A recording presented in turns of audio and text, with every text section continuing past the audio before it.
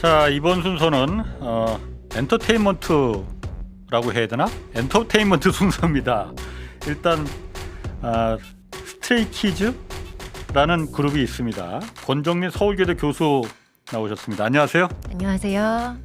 제가 약간 좀 잘 모르는 부분이라서 제가 약한 부분이 몇 분야가 있는데 이 부분이 제가 좀 약합니다. 이광수 교수는 계속 남으셨네. 네, 제가 그 아이돌에 관심하고 K-팝에 관심이 많습니다. 그래요? 예. 이게 왜냐하면 주식시장에도 굉장히 중요한 이슈가 엔터 산업 큰 산업이니까. 엄청나게. 엄청난 산업이지. 그리고 이게 왜냐하면 다른 거에 영향을 또 많이 미치기 때문에 네. 한국의 소비재라든가 네. 그래서 관심이 많습니다. 그래서 교수님 오신다길래 저도 네. 들어야겠다라고 봤습니다. 아니 근데 오늘 그 권 교수님이 예. 스트레이키즈라는 그 아이돌 그룹인 것 같아요. 제가 추정하기로는. 추정.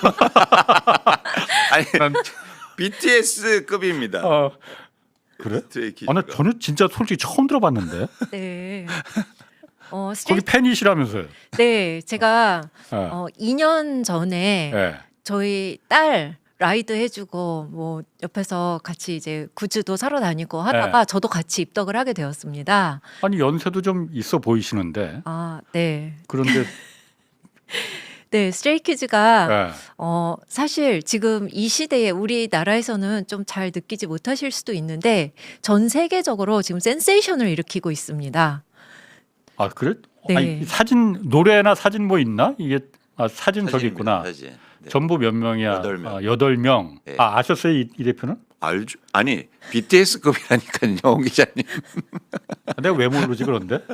나도 그러니까 아이돌 그 좀 아는데 지난번 응원봉 그때 입덕해갖고 중요하죠. 네. 스트레이키즈가 네. 그 왜 그렇게 유명해진 거예요 일단은?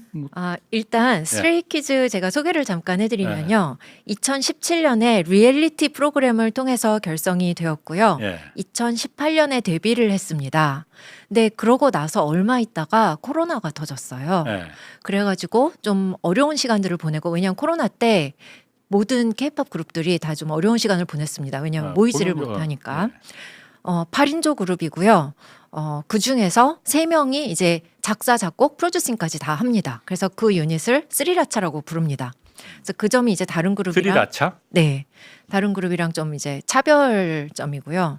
그다음에 그러니까 직접 프로듀싱도 하고 작사 작곡 이것도 다 하고 그러니까. 네, 그래서 자체 제작 아이돌이라고 합니다. 네, 저희 용어로.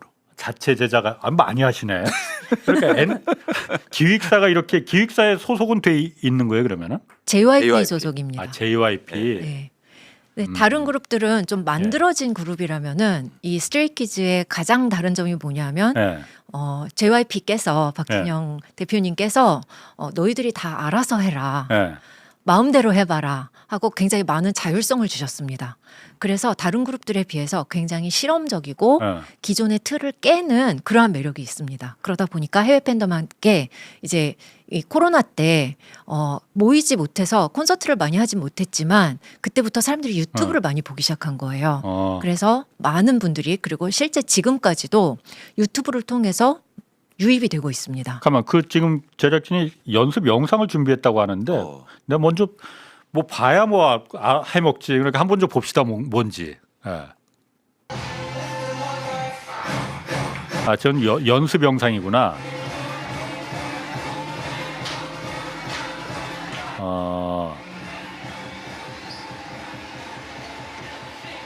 저 노래는 안 부르네 그러면은요? 노래 부릅니다. 근데 국내보다 해외에서 더 유명하다고요? 저 그룹이? 스트레이키즈가? 그동안은 그랬는데요. 예. 지금도 국내 팬들이 점차로 많아지고 있어서 지금은 유튜브 댓글창을 보면 이제 국내 팬이 맞나 해외 팬이 맞나를 좀 가늠을 할 수가 있는데 요즘 유튜브 댓글창은 국내 팬들이 거의 상위 댓글을 이루고 있기는 합니다. 조금 전에 지금 댓글에 내가 지나가는 거 봤는데 나보고 북한에서 왔냐고 지금. 근데 이제 저희가 이제 스트레이키즈를 지금 얘기하는 이유가 최근에 스트레이키즈 현상이라는 게 있어요. 그걸 이제는 교수님께서 이제 말씀해 주실 건데 그런 현상에 대해서 저희가 좀 주목할 필요가 좀 있습니다. 어떤? 네. 현상이라기보다는 최근에 있었던 아주 흥미로운 사건이 하나 있었습니다. 예.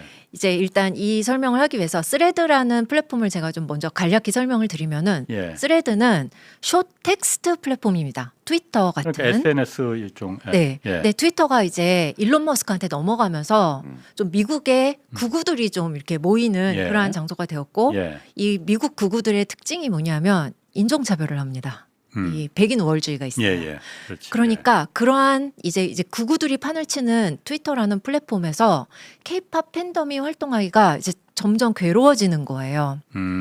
그래서 그 중에서도 이 스트레이키즈 팬덤은 다른 그룹들보다는 약간 이 팬덤의 연령대가 살짝 조금 더 높습니다. 그리고 뭐 전문직도 많고 그러다 보니까 이 사람들이 트위터에서 이제 너무 괴로워가지고 대거 스레드로 이동을 했습니다. 스레드는 이 트위터 대안으로 만든 주커버그가 대안으로 만든 새로운 플랫폼이에요. 생긴 지가 얼마 안 돼서 아직 트위터만큼 사용자가 아주 많지는 않습니다. 그런데 일로 이동을 했고 그러면서 작년에 어떤 일이 있었냐면은 이제 스트레이키즈가 작년 여름에 유럽에서 이 뮤직 페스티벌 몇 개를 돌았습니다. 근데 그 당시에 이제 유럽에서 굉장히 인기가 많아요. 케이팝 그룹 중에서는 1위입니다. 스트레이키즈가 유럽에서. 유럽, 미국, 일본에서 1위입니다. 남미에서도 그렇고요. 그런데 그 이제 영국의 회사들이 왜냐하면 저희가 뭐 이탈리아어나 불어는 잘 모르다 보니까 아무래도 영어로 이제 포스팅 올리는 것들이 접근성이 더 크겠죠. 예. 영국 회사들 몇몇 회사들이 예를 들면은 도미노나 버거킹, 두올링고 이런 회사들이 그 소셜미디어 매니저가 스트레이키즈 팬인가 봐요. 그래갖고 굉장히 이 사적인 팬심이 가득한 그러한 포스팅을 이제 올리기 시작했는데 그게 팬덤 사이에서 굉장히 이제 선풍적인 인기를 끌었습니다. 특히 스레드에서. 예.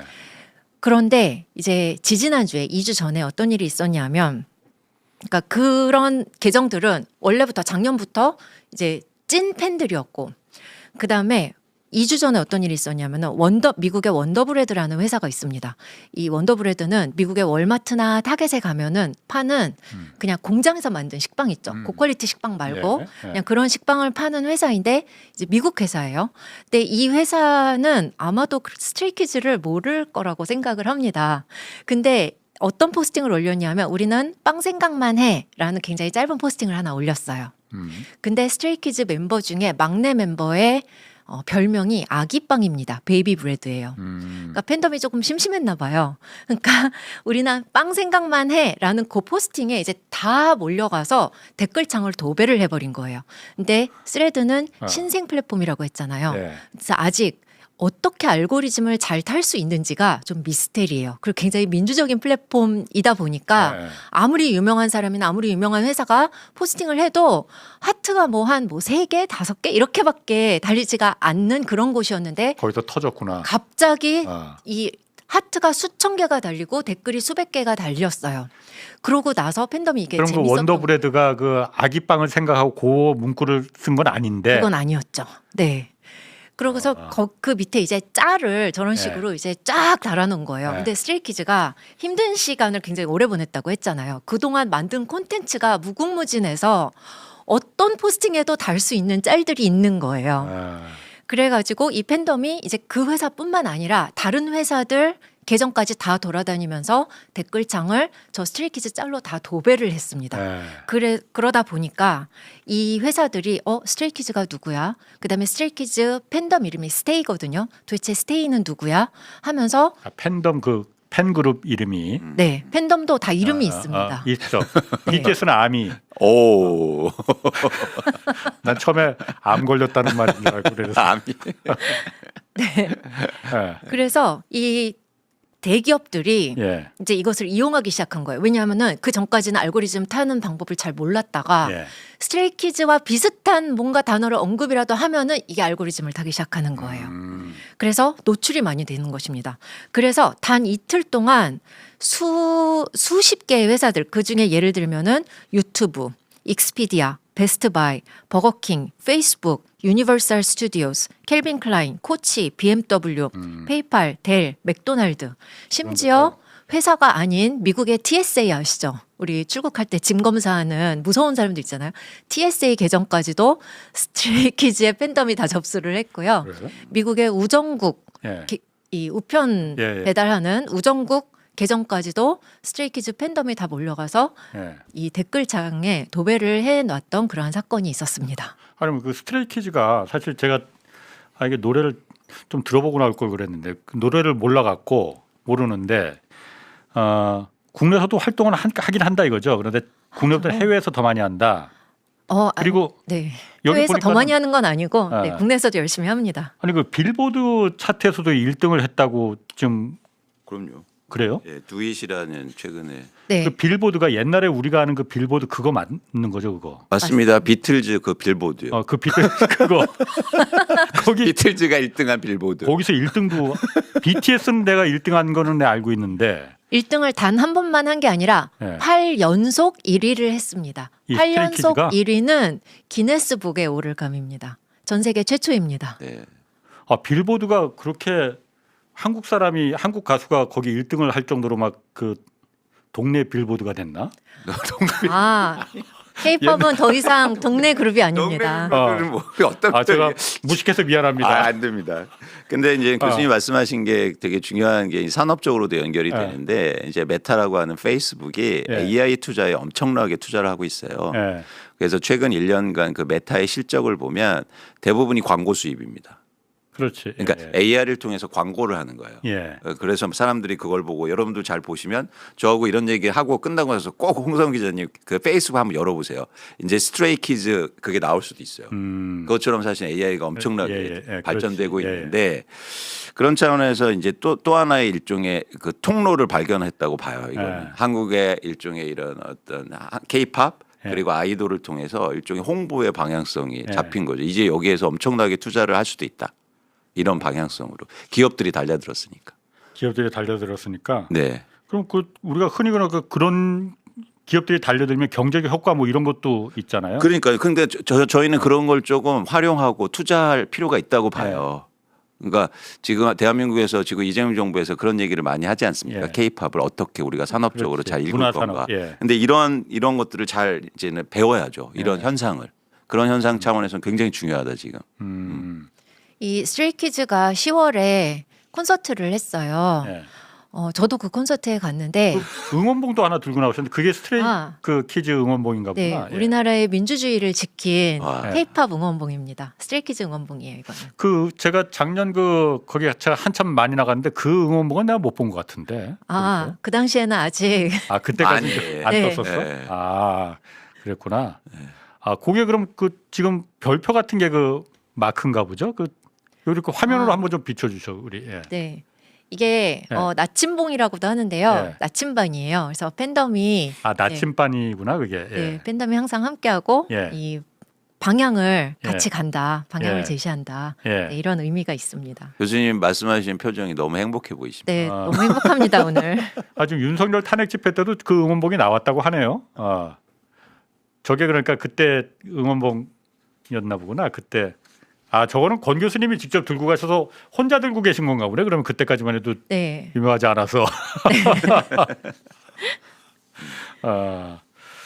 자, 그럼 이게 그 K-팝이 사실 스트레이키즈뿐만이 아니고 몇 년 전부터 이게 K-팝이라는 게 아주 사진에 나올 정도로 고유명사가 돼버렸잖아요.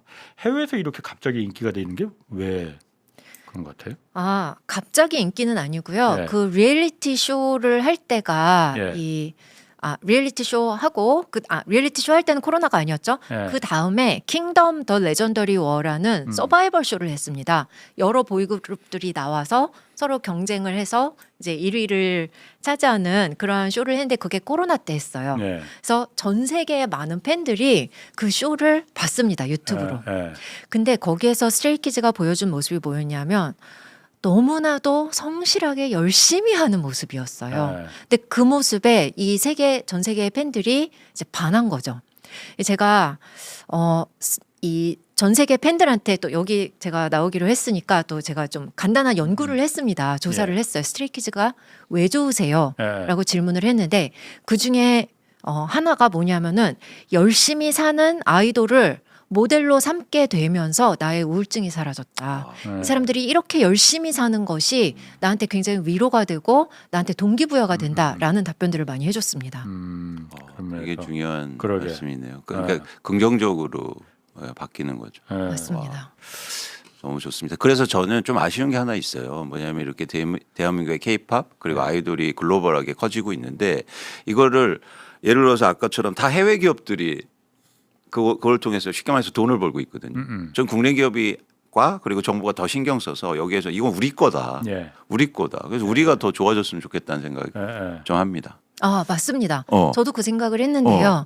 이제 이 스레드에서 이게 알고리즘을 타기 시작하니까 예를 들면은 익스피디아 같은 회사나 예. 호텔스닷컴 같은 회사들이 거기는 이제 실제 팬도 계신 것 같아요.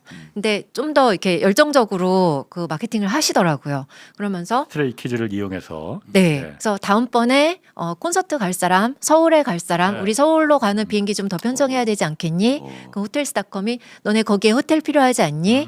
하면서 이렇게 아주 이제 스레드는 이게 짧고 가벼워야지 인기가 많아요. 길고 물론, 심각한 예. 글은 사람들이 안 좋아해요. 예. 그러면은 그런 것들이 이제 이 팬덤이 가갖고 이제 또 막 신나서 댓글을 달아놓는데 이게 스트레이키즈를 몰랐던 사람들한테까지 노출이 되는 거잖아요.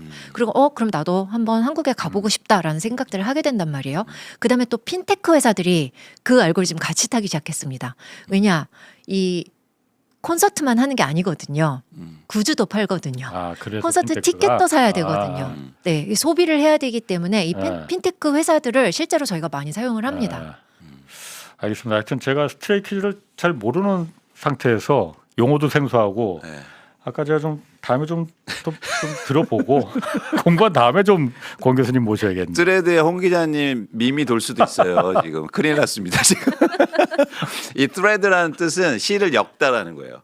아, 스레드가? 네, 저도 스레드 계정은 있긴 있는데 다 연결이 이렇게 예. 되는 거예요. 촘촘하게. 그렇구나. 알겠습니다. 권정민 교수, 이광수 교수였습니다. 고맙습니다. 고맙습니다. 감사합니다. 자, 오늘 뉴스 공장 여기서 마쳐야 될 것 같습니다.